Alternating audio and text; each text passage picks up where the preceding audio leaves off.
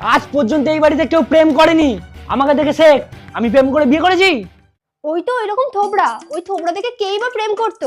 মা ছিল বলে আজ তোর ভাগ্যে এরকম একটা ভালো বউ জুটেছে, নাহলে তোর বিয়েই হতো না। ভালোবাসার কি বুঝিস রে তুই? ভালোবাসার ওই লাইনটা বলতে পারবি?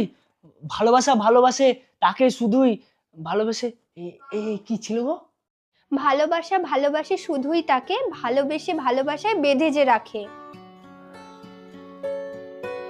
কি নাম ছেলেটার? অভিজিৎ। কতদিন ধরে চলছে এটা?